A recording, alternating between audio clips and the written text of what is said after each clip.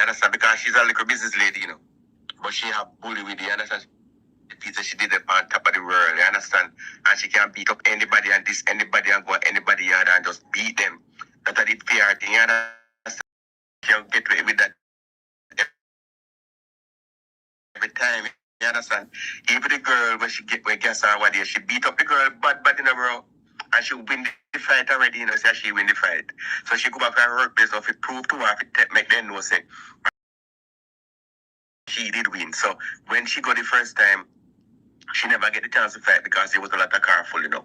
And everybody had tell her, I said, you know, when she go on my yard, you get too much trouble, you understand? And she go and come back with her sister, brother. With her sister, you know. To beat the girl, they come with a knife this time, you know. And meanwhile, the place get empty, they know. They feel to say, no, this is the time. You understand? The time she never knows that this is the bomb time. For she lose her skin like the cattle man. I tell her, brother. I'm tell her, say, she approach the girl, attack the girl, and stab the girl. I'm tell her, say, the girl did have her intention in her brain, you know. And say, if they come near me, I go gas them and light them bomb. Like that song there. You understand? So they come right to spot the girl there, and tell her, so they stab her, you know, brother. And I say, the girl take out the pump from out of the where it's supposed to be and just turn on the pan them to bump cloth, you know, brother. And spray the girl, you know, and show the light up on her. Me say to bump cloth, me say, brother, it is a sight, you understand? But it is a simple thing, you understand? If you know, say, if you just love people and stop bully. I know me seeing big head sister head full of people at the blood phone scheme. I come ball but they want $50,000, 50,000 US to save a life. See what kind of bomb life that they can stop burn out to ashes to bomb. They may cite the people there, then the government are trying to get out of the country. We bully, we feel to say them and run things and them at the start, them can't do anything. Government want to get rid of them, counseling cannot help them. A bomb clot is only under the ground 6'6". You understand up on the ice and so for them things said. But me I tell us right now, no feel the country girl too. You understand? If anybody have any heart, you understand the girl will do the work. She have been provoked. They provoke her very bad, bro. They provoke her enough. You understand? She cannot take it anymore. You understand? And she act. And she the police station right now. So I tell her that she gonna need a good lawyer too. So I tell her son to open a GoFund for her, a GoFund for her, so she can get through. You understand? Because the girl molest her on the street and then she feel to say she can't go and work place because she had the super bad woman and she had the super bully. No one so things go, bro. You understand? You get what you work for. You understand? All them people in your community where you beat up. You understand? And do all kind of things to them. See, they know where you pay, they come. And at the same they leech of water bottom I rotten. You understand? My granny used to tell me that. So you the on top all the while because you're strong and can fight and you have defense. You understand? Because you have your money, you can draw out two other girls from that community with two like if you come fight for you. And a second baby, you should have born to artists to bomb. Sudden there, but them look more go fun for you. Not go so you feel fucking dead. You understand? You feel go on out of place, you feel leave your land, you know, business up here. He's a bully, he's a troublemaker. You understand? If you come out of family, you understand? I see they don't have a ball, but they want money and they don't ball all the while when they make trouble. You understand? Enough court they make she have, you know. With that bullyism, you know. Enough court they every fucking judge in the Westmoreland supposed to know that they get it. So she a troublemaker. She's been one. I see they now she get the full blood in her story, and that is the best thing for her. So help me God. No, sir. No, my dear. Good night, people. Good night. It's a story I get more wilder and wilder about the girl. You know, look good fair at all with them at breed a thing here come out. Them no look good at all. Them a statement you no look good at all. They need one news media to go up in our community to really check and see if something goes off it true. The girl where get the bun up with it or something. Them not say she want bully in the community to beat up people all the while. I mean, one woman make one video, the woman come out and say she beat her up already, come in her yard to fight her. And she don't give the body, she'd rather give it to the one in her jail. And them say she have one business and she go on like she all that and bad up people because she have a little money. Well, now we hearing the full story. Still yet, nobody not supposed to burn up nobody. But when you look at the situation, it kinda hard if you get the money do, me not lie. Good night. It all hard. It's going to be very hard for her to get no help with them. I see with them a story I come out because them no say I seen thing where she go around go do all the time. Bully people. You understand? Yep. You know, sometimes even myself as somebody who is a victim of bullying and social media, well, you know, sometimes you think negative and sometimes you live it to the heart because tell you the truth, if some of them has been a born again Christian and some of them bully I will bully me on social media, if something like this happen to them, boy, I made a rejoice. Me not lie, God forgive me. Me not tell a lie. When me see all them bully me on social media and tell lie upon me and talk some things if you get money on social media. You know, when if something happened to them at this present moment in my life, Christian or no Christian, pastor have to keep me out of church. But I would not feel sorry for them. I would not feel sorry for them. If me see certain things happen to certain people on social media at the present moment. I would not because these people just go around and them spread rumors. Me pass over social media on this a platform, yeah. Me see my name per headline with whole heap of false allegation when I go so. Me see me name per headline. Or me live in a drug rehab house. I me want to know how me live in a drug rehab house and me no take drugs. How me live in a drug rehab house and me carry my own furniture. How me care if me how me live in a drug rehab house and me have to sign lease and a parent. And people there pay more than me. And you have husband and wife living at the bigger part of the apartment them. And me not see nobody in here take drugs. Everybody when me see in here, everybody go work every morning. Me no understand. And these are the slandering and bullying of people. You understand? Because me not see nobody in here take drugs. Everybody when me see in here go work. Everybody when me see in here go work. Me not see nobody. And everybody in here, me see husband and wife in here. Me see husband and wife in here. Baby soon all born in here. So where's the drug rehab house me living and me have to carry my own furniture? Una see the delivery truck come. Una see me a carry me whole pack of roaches them and sitting. So if me live in a drug rehab house, then me wouldn't have to pay nothing. And these are the type of things where people endorse out of social media. You understand? And these are the type of slandering and bullying where people be out of social media. So when things happen to them, me not feel sorry for them. Christian or Christian not. Because them a serious slandering. Regardless if people know so not no go so. But it's the fact that if you're a big somebody and you can't come tell her because from me know myself, me never take drugs yet.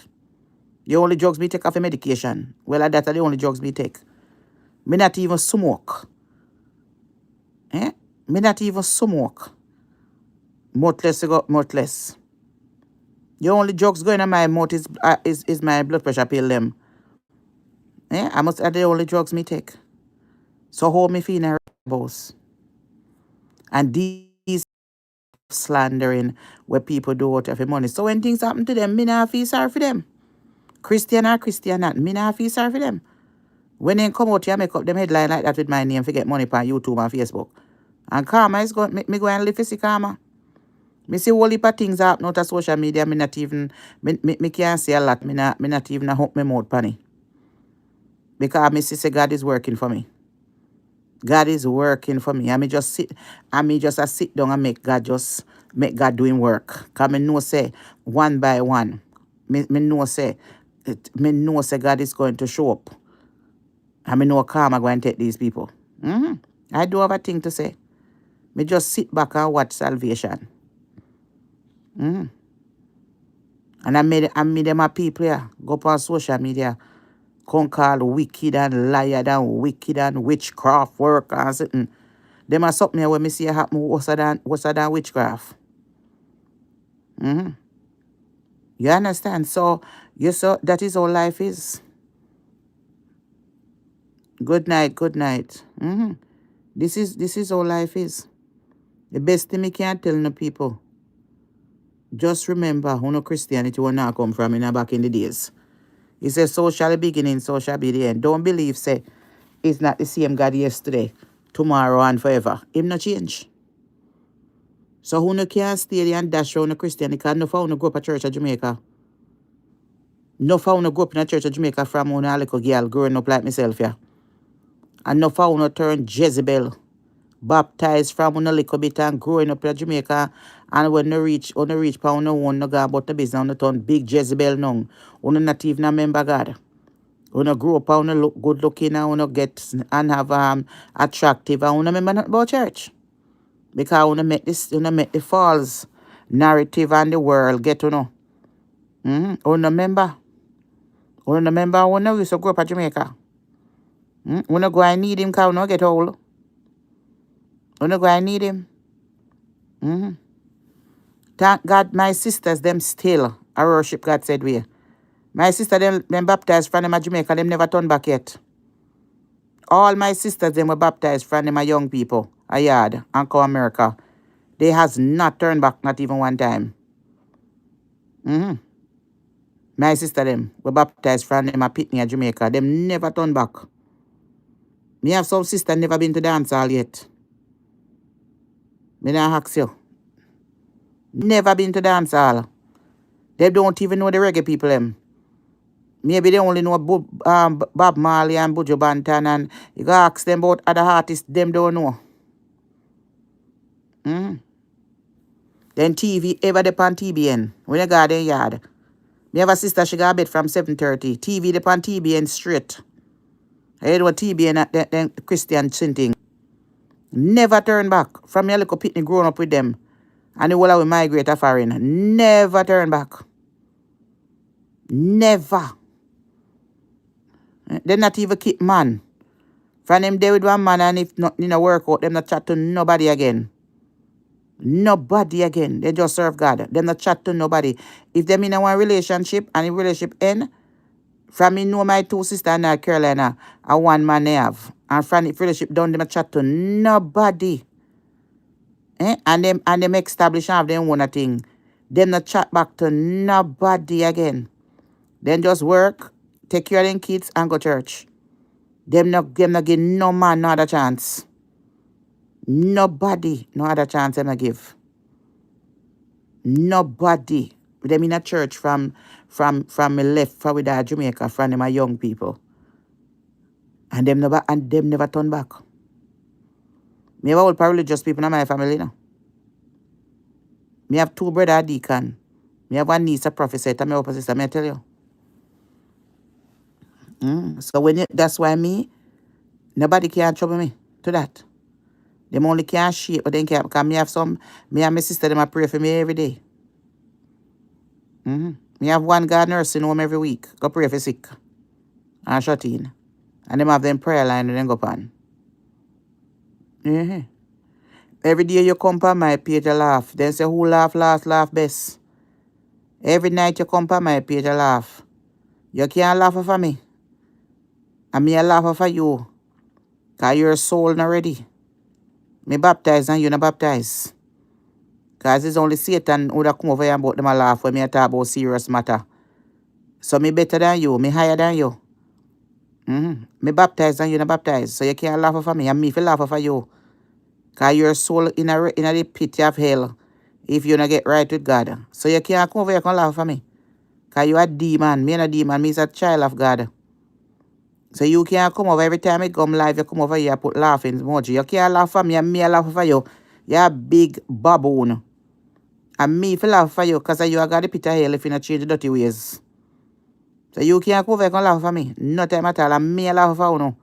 Me lie down in my bed and me start dead with laughing for you. Because not the one to predict over my life. God block that. How when time wanna push me down in the sinking sand, God lift me right up. How me down in the valley, God put me right back on the mountain top. So touch not what the Lord of anointed and do his prophet no harm. You can't laugh over me. You laugh for yourself, and me I laugh for you. Use my footstool. The whole of Uno is my footstool. Cause me baptize, me higher than Uno. When you baptize, you higher than the sinners. So you can't laugh over me. No time. Every time I come over here, you come with yourself. You're obsessed with me. I pure obsession. People out here, Uno need some good prophetic prayer over Uno. If you send back Uno demon heart straight back to the pit of hell. Because Uno know God. Uno make this world a fool, Uno. Uno make this little YouTube money a fool, Uno. And you make it stay there. That's why God said more come quickly, because if me not come quickly down to the very elect, not going to be saved. You understand? So you know, say God a come for your world. Soon and very soon we are going to see our King. We don't know when it's going to happen, but he's coming. So one can't stay and try to save yourself. That's why when time me there, me no watch nothing, you know. Me no see me there, me no people, you know, see me come on Facebook. I don't go on nobody page, you know. I just play my little game, or me just go watch some movies. When no don't see me. Me no indulge in them. Because me now come on social media go hear people that talk about me. And me no want nobody call me and tell me nobody else about me. If they want to say me live in a shit house, make me live in a shit house. Me very happy in a shit house me live in a. Because me know me nice and comfortable. Me not ask Christ. If me not get nothing for my birthday, this is my birthday gift. My early birthday present. So nobody can tell me say where they hear from, where they want to hear. If them say me live in a hack pen me live in a. Me happy in the hack pen. Me and the hack we go waggle in the hack pen and dirty up and go beard and come off.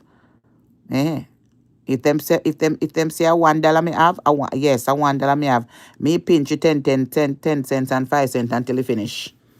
God will, when he finish, God will give me more. So anything on the ear out there, nobody can tell me. Nobody come over here can tell me nothing. Because them the people not relevant. Because me uno see things that pop up now on the face. Uno can look around social media, uno can see who the real demon them is. And see and show you. So when Marcia tell sister them a people are demon, they are demon. When Marcia come out here and talk certain things, uno laugh off at me and go on like say me a mad somebody. But me no mad. I know exactly what I'm talking about. And see it a bust up right now on the face in today day. Yeah. You think say God asleep. Then can't hide from man, but then can't hide from God. But you come out here every day to chastise me. But you not look beyond certain things. But me glad say God a show who no up out there.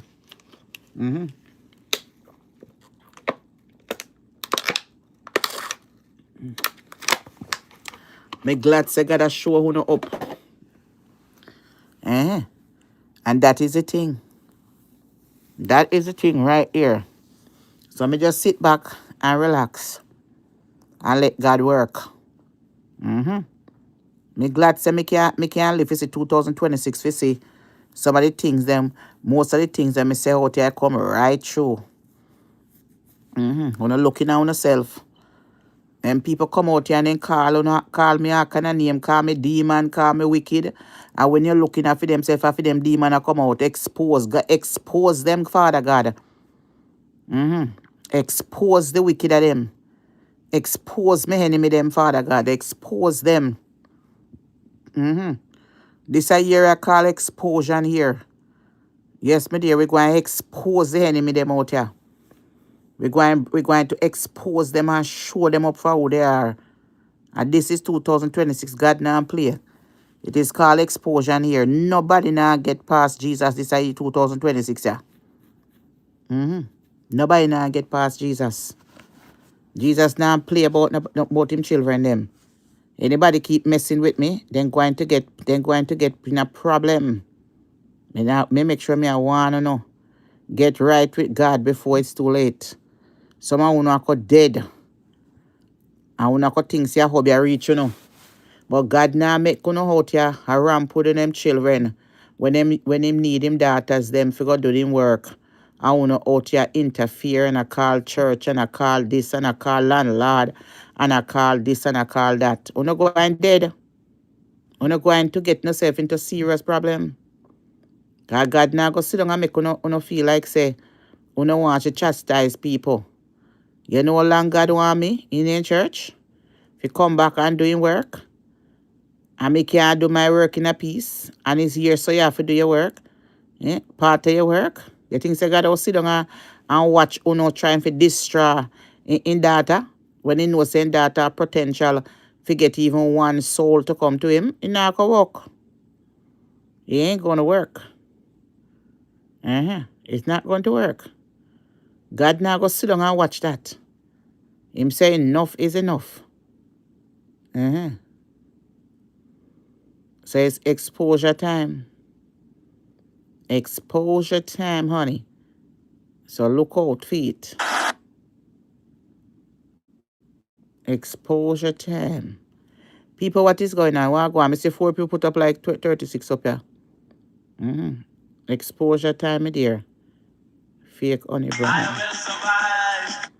Fake honey brand to Across avoid. the U.S., millions of bottles labeled honey are anything but. And if you've been using the wrong kind, it could be silently affecting your gut, liver, and immune system. In today's video, we're exposing 15 of the worst honey brands sold in American stores. Let me hear. Products that look pure but fail the tests. Yeah, always go to And market. at the end, we'll reveal 5 of the cleanest, most trustworthy honey brands, including raw, unfiltered picks you can actually feel good about eating.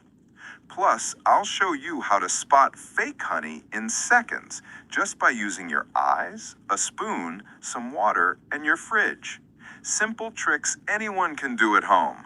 Stay with me, because if you care about your health, this is the honey truth you need to hear. Let me hear.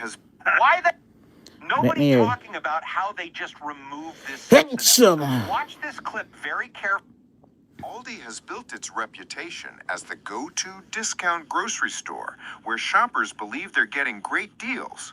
But when it comes to Berry Hill Clover honey, that low price comes at a high cost: quality. A class action lawsuit accused Aldi of removing all pollen from its honey unnecessarily, stripping away not only nutrients, but also the ability to trace the honey's origin, a major red flag in the honey industry. Experts say this kind of ultrafiltration is often used to hide the origins of cheap imported honey, especially from China, where shipments have repeatedly been found to contain syrup, illegal antibiotics, or heavy metals. That's why all these Berry Hill honey is suspected of being impure, and consumers are essentially paying for a product that the FDA wouldn't even classify as real honey, since it contains no natural pollen. If budget brands can sell honey with no pollen and still stay on the shelves, what's happening with the bigger supermarket chains? The next one, a southern favorite, might surprise you. Let me see if I can buy that one day. 6. Publix.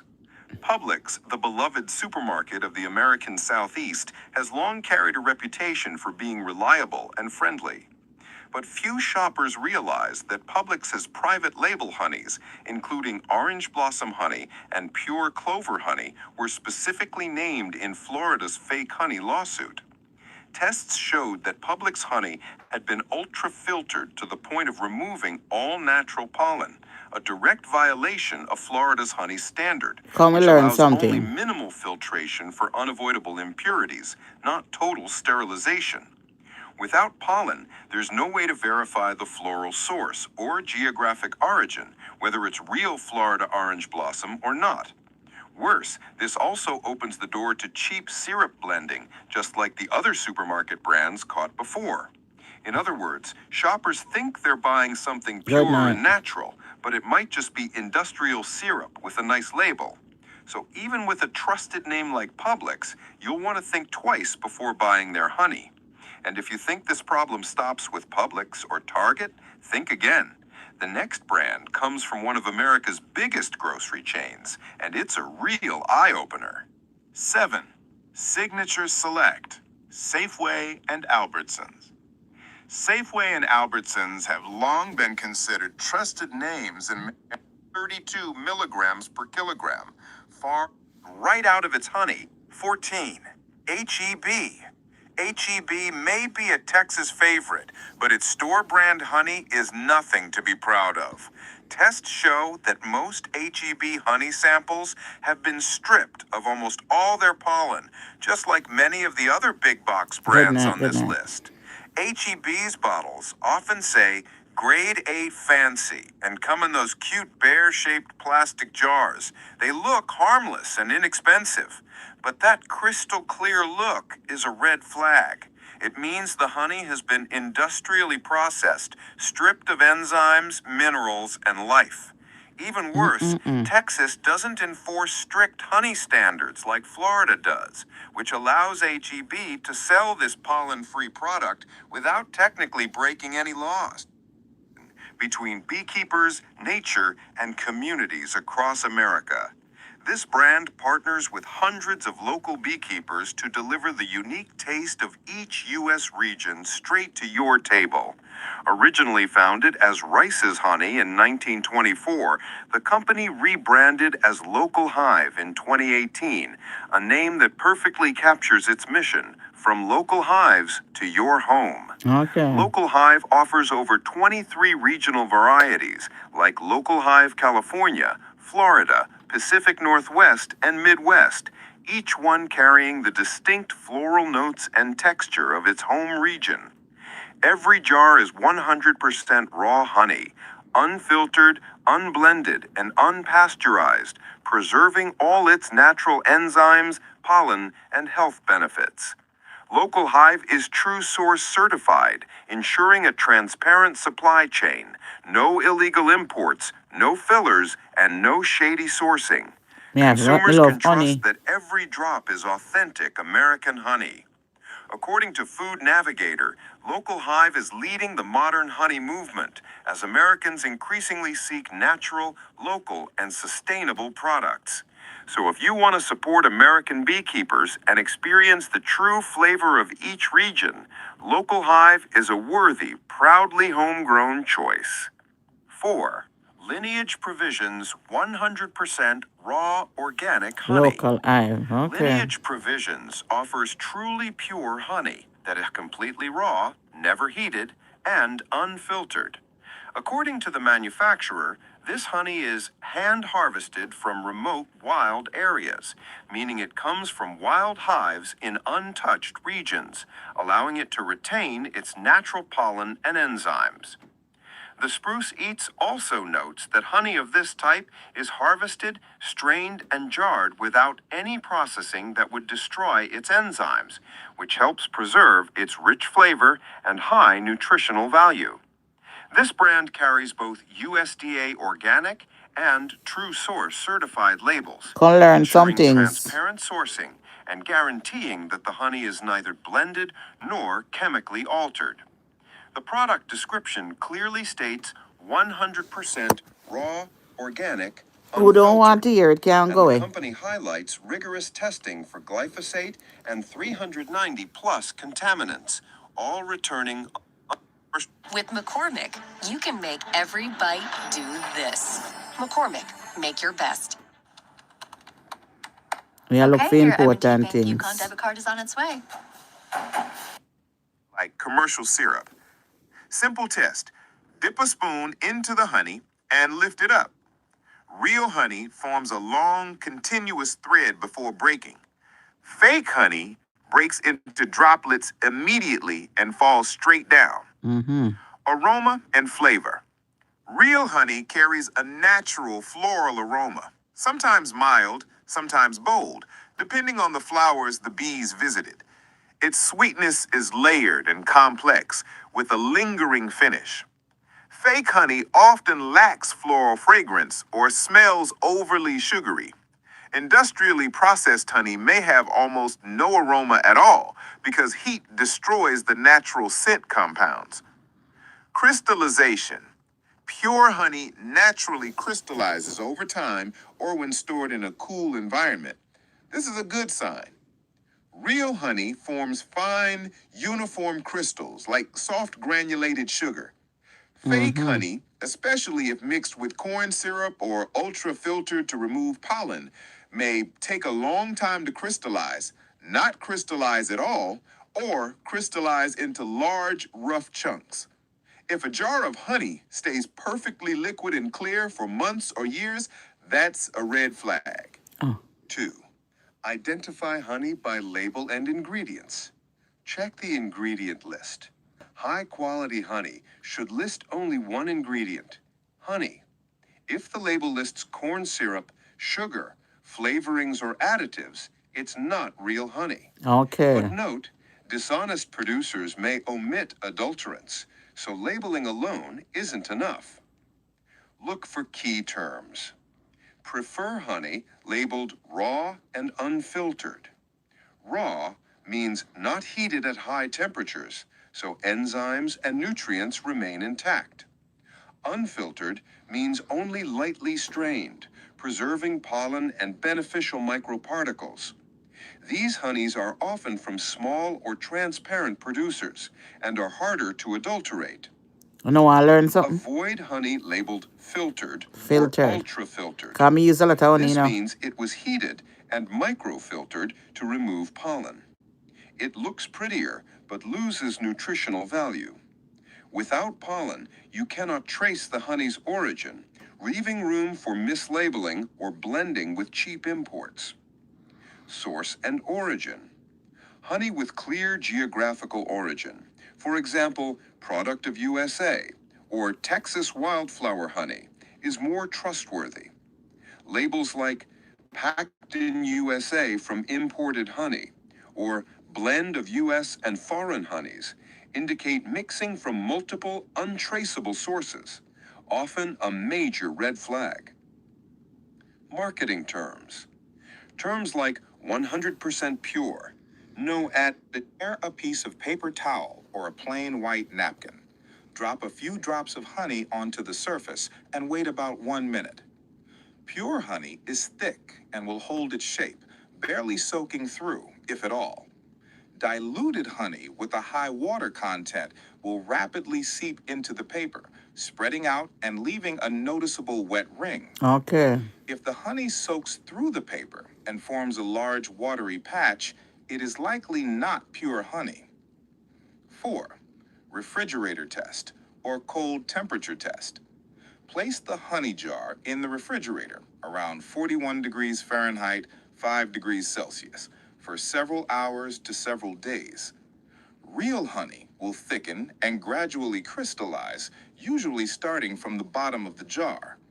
The crystals are fine and uniform, resembling soft sugar or firm butter. Fake or heavily processed honey may not crystallize evenly. It might separate into layers, a watery top layer and a sugary bottom layer, or form very coarse, clumpy crystals. If the honey remains completely liquid like syrup after a long time in the fridge with no sign of crystallization, you should question its authenticity. Of course, none of these home tests are 100% accurate. Some real honeys, especially lightly processed ones, crystallize slowly, while some cleverly adulterated honeys can mimic the thickness of real honey. However, if a sample fails multiple tests at once, for example, dissolves quickly in water, does not crystallize when chilled, and fails the flame test, then it is highly likely that the honey is fake or of very poor quality. In a market flooded with misleading labels and watered-down products, choosing the right honey isn't just about taste, it's about protecting your health. And now, armed with simple tests, label tips, and expert-backed clues, you have everything you need to spot fake honey like a pro. So next time you shop, don't be fooled by fancy packaging. Know what to look for, choose quality, and take control of what goes into your body. If you found this video helpful, please like, subscribe, and share it with someone who needs to know the truth about... And then you about honey now. What if I told you that one man in ancient history never died, that God himself lifted him from earth straight into heaven? Imagine it. Every human being since Adam has met the same end, death, the silent doorway no one can escape. Kings, warriors, prophets, peasants, all eventually bowed before the grave. But there was one exception. One man whose life was so unique, so extraordinary, that God himself decided death would not touch him. His name? Enoch. The seventh from Adam. A man born into a world darkened by violence and corruption, where humanity had turned its back on its creator. And yet, in that storm of wickedness, one man stood apart. He chose a different path, a path so rare, so powerful, that heaven itself intervened. Scripture says simply, Enoch walked with God, and he was not, for God took him. But what does that mean? How does a man walk with God so closely that the Almighty refuses to let him taste death? What was his secret?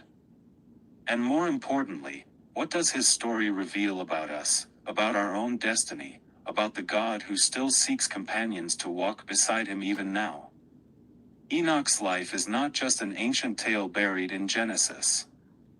It is a prophetic key, a whisper of eternity, pointing us toward truths so deep that they echo into the very last pages of the Bible. His story forces us to ask, is there more to this life than living and dying? Can ordinary men and women still walk so closely with God that death itself loses its grip? Mm-hmm. Stay with me. We are going to uncover the hidden mysteries of Enoch's walk. We will trace his lineage back to Adam, examine the world he was born into, and discover why his name carried a prophecy of destiny. We will uncover the contrast between Cain's violent line and Seth's faithful descendants, and see how Enoch stood at the crossroads of history, choosing intimacy with God over the empty glories of men. By the end, you will see why Enoch's life still speaks today. His story is not Who just don't want to history. hear this? It At is this a so now beacon get of a night hope, time. a call to intimacy, and a preview of what God desires for every person who longs to walk with him. But before we begin, let me ask you, Whole do heap you of believe things God can they still pan you walk fi closely learn. with men and women today? I want to never hear before. If your answer is yes, type in the comments, I believe. Because what we're about to uncover may change the way you see your life, your faith, and even your eternal destiny. What if the secret to And we Enoch's might life fall was asleep hidden, too on a not job. only in his story, but in the names of those who came before him? The Bible tells us that Enoch was the seventh from Adam. That number alone should stir our attention. In Scripture, 7 is not just a number, it is a symbol of completion, of divine purpose, of God's unfolding plan. Mm-hmm. So when the line of Adam reaches its seventh generation, the text pauses on a man so unique that heaven itself opens its doors to him. But how did we get here?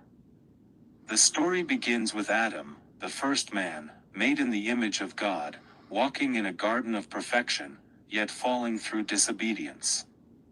His two sons, Cain and Abel, then repeat humanity's story in miniature, one walking in pride, the other walking in faith. Mm-hmm.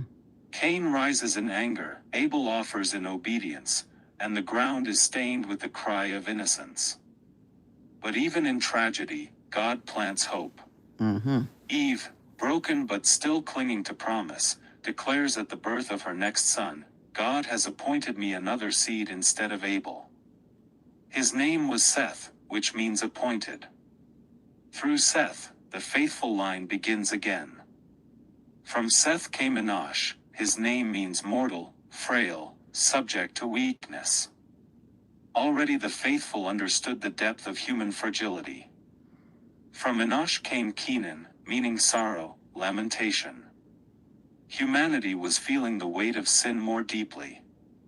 Kenan gave birth to Mahalalel, meaning the praise of God. Even in a fallen world, worship was not lost, praise still arose. From Mahalalel came Jared, whose name means descent, as if signaling that humanity was falling lower and lower into corruption. And then, from Jared, came Enoch. But here lies a mystery. When the meanings of these names are placed together, a prophecy shines through. Listen closely. Adam equals man. Seth equals appointed. Gonna listen. Enoch equals mortal. I may sleep Kenan sometime. equals sorrow. Mahalalel equals the praise of God. Jared equals shall come down. Enoch equals teaching. If we continue the line, we eventually arrive at Methuselah, whose name means his death shall bring, Lamech, which means the despairing, and Noah, which means rest or comfort. Put together, these names create a sentence, a prophecy hidden in plain sight.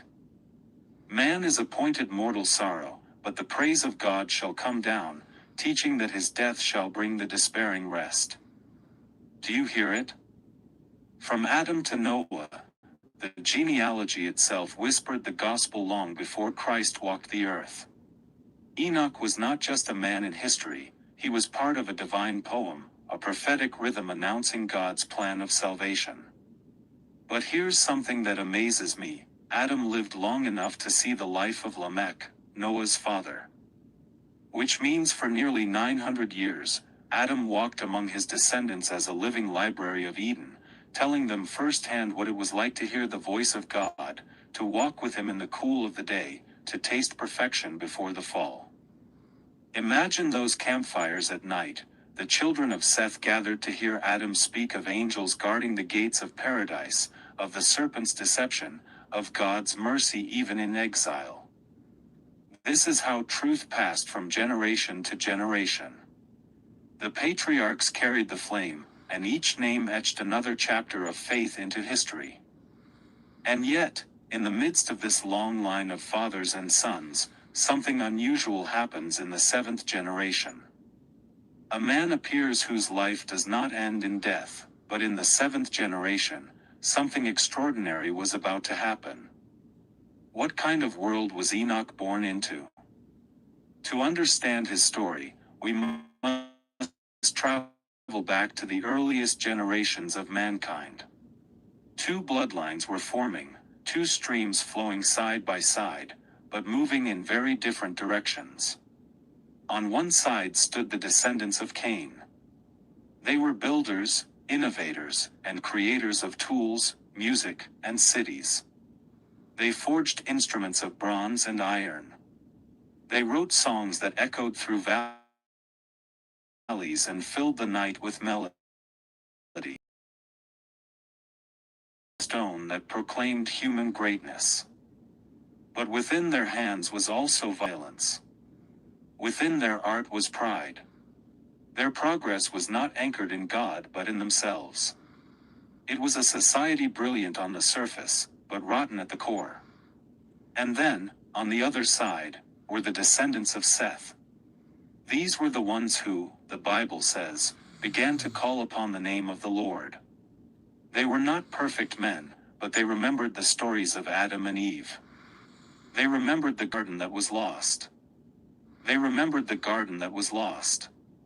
They remembered the voice of God walking in the cool of the day. These memories down like treasures from father to son, generation to generation. Enoch was born into this clash of cultures. Imagine a child growing up hearing both songs, the wild cries of Cain's children celebrating themselves, and the humble prayers of Seth's children calling on their Creator. Imagine him standing between two worlds, one glittering with human achievement, the other glowing with sacred devotion. This was the tension of his youth. The world was no longer innocent. Sin had multiplied. Violence filled the land. The children of Cain lived without fear of God. The children of Seth were struggling to hold on to faith. And in the middle of this battlefield of light and darkness, a boy named Enoch grew up. By the time he became a man, wickedness was spreading faster than faith. The air itself was heavy with rebellion. Hatred was becoming a language. Genesis 6 tells us, the earth was filled with violence.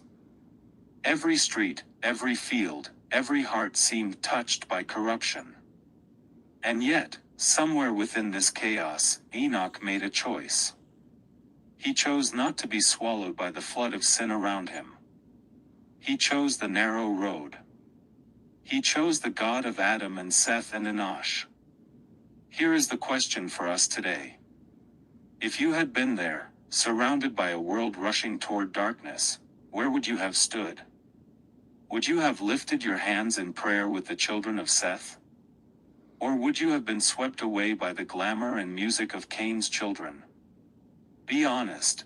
Comment below. Tell me, would you have stood on God's side in those days? Because Enoch did. And his decision changed everything. But what made him different? What was it about this man that set him apart from all others? Stay with me, because the mystery only deepens from here. What does a name mean to you?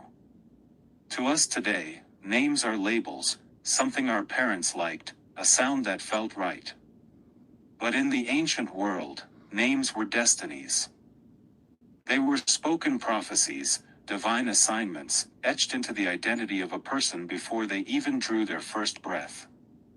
And so, when a child was born in the 7th generation from Adam, his father Jared looked upon him and called him Enoch. The name meant dedicated, initiated, trained up. Pause for a moment. Think about the weight of that. Every time someone called Enoch, they weren't just summoning a boy, they were declaring his future. Every syllable was a reminder, this one is set apart. This one is not ordinary. This one belongs to God. You see, Enoch's name wasn't chosen at random. It was chosen by divine appointment.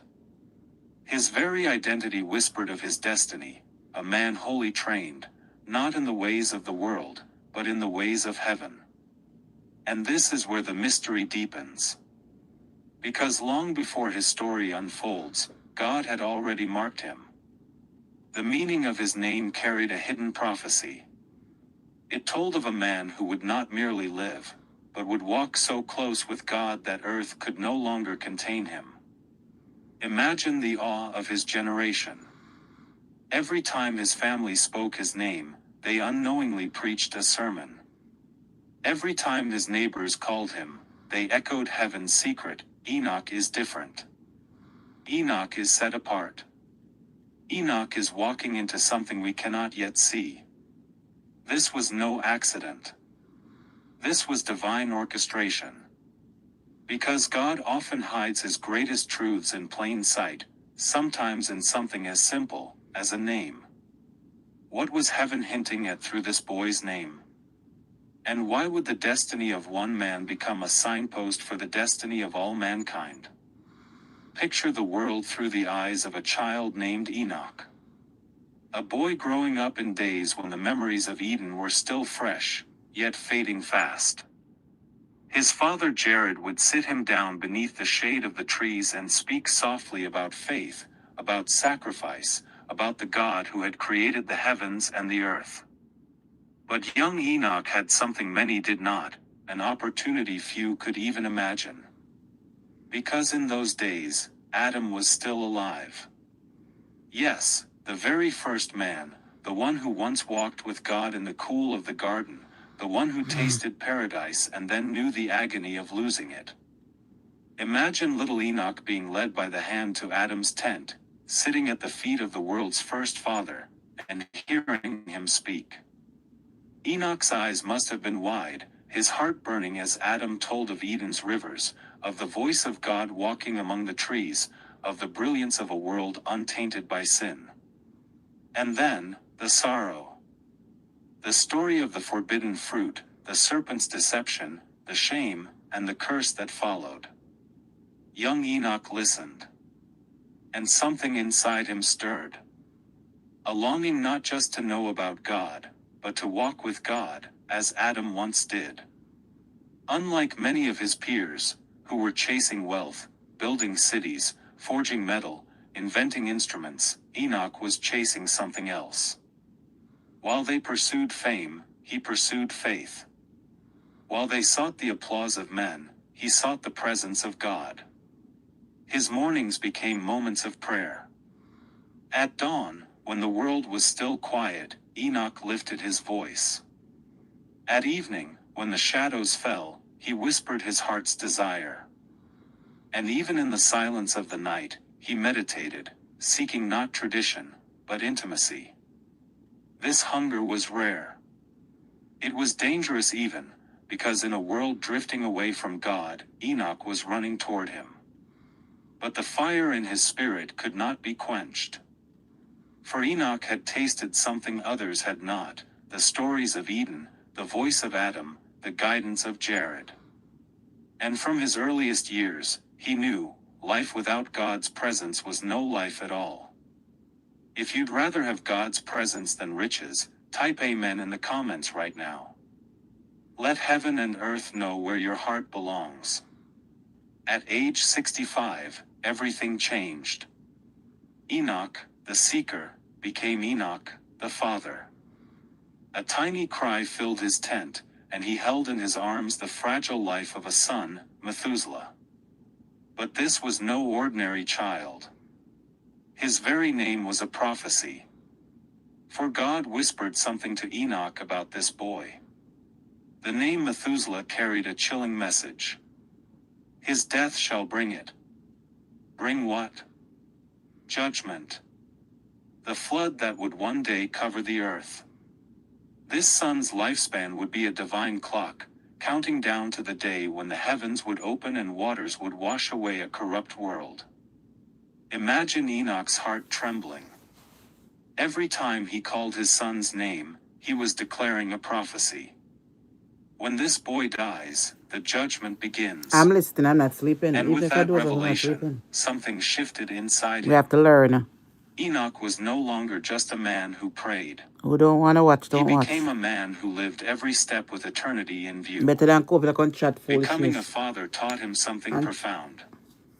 That life was not just about him. That generations were tied to his obedience.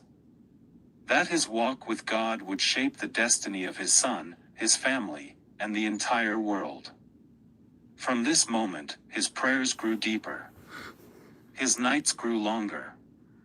Well, His on, let me hunger for turn off a God light. I turned can't into know a me so holy much up asleep. desperation. Because he knew, he was living in borrowed time. And here lies the lesson. Sometimes responsibility awakens destiny. Sometimes God places weight on your shoulders so that you...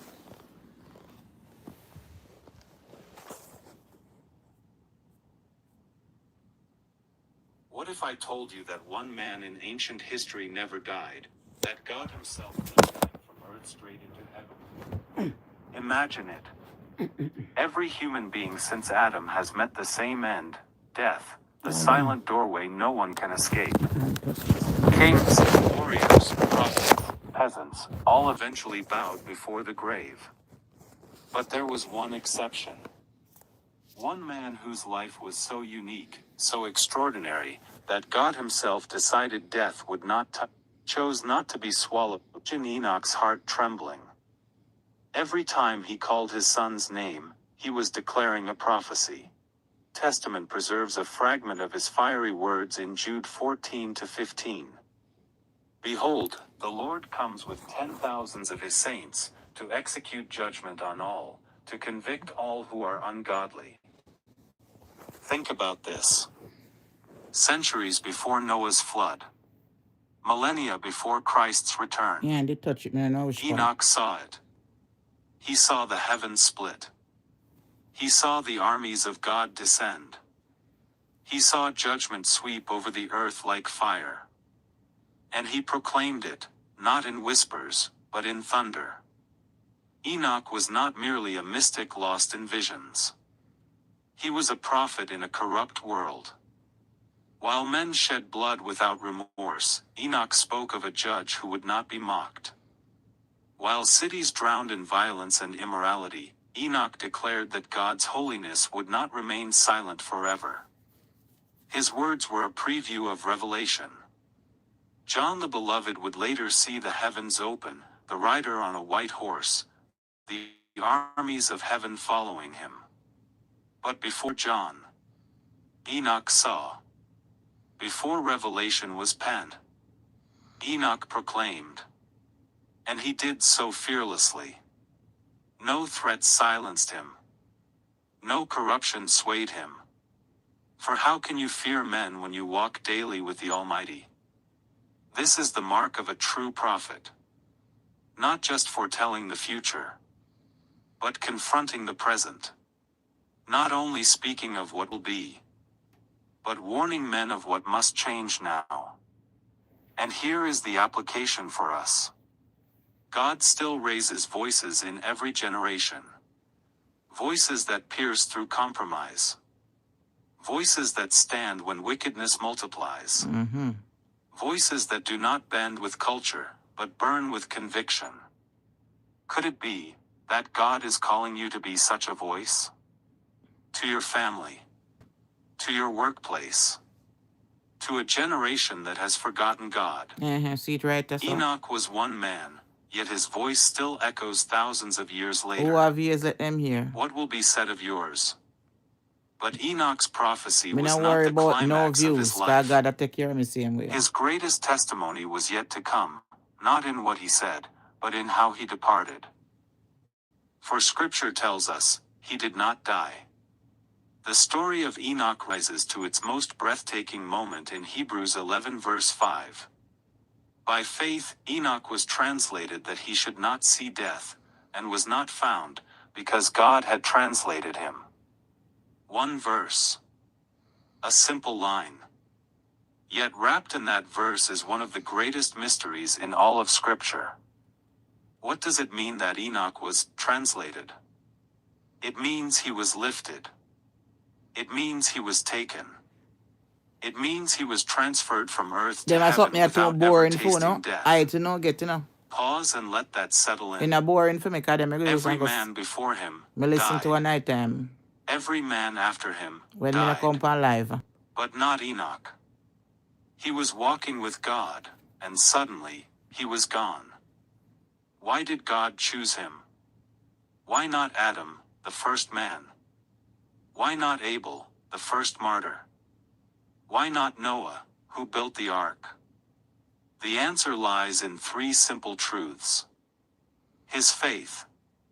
Enoch believed the invisible as though it were visible. He trusted the eternal as though it were present. By faith, he walked into realms no man had walked before. His intimacy with God. Enoch did not treat God as distant, but as near. He lived in constant communion, in unbroken fellowship. And when two walk that closely, is it any wonder that one day, God simply said, Enoch, we've walked together long enough on earth. Come, walk with me in heaven. His prophetic role. Enoch had spoken of the coming judgment. His own life became a prophecy. For as the world drowned in wickedness, Enoch's translation was a living picture that God had a plan to rescue his own. And here the mystery deepens. For Enoch's departure foreshadows other great departures. Think of Elijah, carried by a chariot of fire, lifted into the heavens while Elisha watched in awe. Think of Jesus, rising from the Mount of Olives, the clouds receiving him into glory as his disciples gazed upward. And think of what Paul declared in 1 Thessalonians 4. That in a moment, in the twinkling of an eye, God's people shall be caught up to meet the Lord in the air. Enoch is more than history, he is prophecy. He is a picture of the rapture. A reminder that not all must taste death. That some, by faith, may be lifted in an instant. And so, the question is not only what happened to Enoch. The question is, could it happen again? Do you believe God could take his people the same way today? Yeah, Tell me below. I want to know your thoughts. he can. Because Enoch's story is not closed. It still whispers hope. It still warns the wicked. And it still calls the faithful to walk closer, deeper, nearer, till that day when the trumpet sounds. But even as we marvel at his translation, one question lingers. What happened after? What legacy did Enoch leave behind? Did his walk with God end with his departure, or does it continue to speak today? Enoch's story is short in the Bible, but its echoes are eternal. His life was not just about what he did, it was about what he became. A man who pleased God so deeply that heaven refused to let him taste death. But what exactly are the lessons hidden within this man's walk? And how do they speak to us today? Faith that pleases God. Hebrews 11 verses 5 to 6 declares, "Without faith it is impossible to please God." Faith was the root of Enoch's walk. Not faith in rituals, not faith in self, but a childlike trust in the unseen God. He trusted that God was real, that his promises were true, and that walking with him was better than all the pleasures of Cain's world. Do we have that kind of faith today, or is our faith weak, only active when life feels easy? Daily intimacy is greater than occasional religion. Many people in Enoch's time still offered sacrifices, but their hearts were far from God. Enoch showed that God desires intimacy, not empty rituals. His walk was daily, consistent, unbroken. Not just on holy days. Not just in public. But in the secret hours of dawn and dusk. Our generation has churches, sermons, and apps, but how many have that hidden life with God? Your walk with God can change your eternal destiny.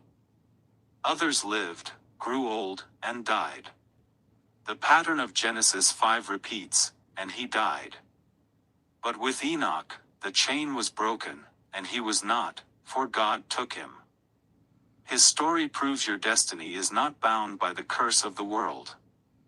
A man's intimacy with God can literally rewrite the script of his life.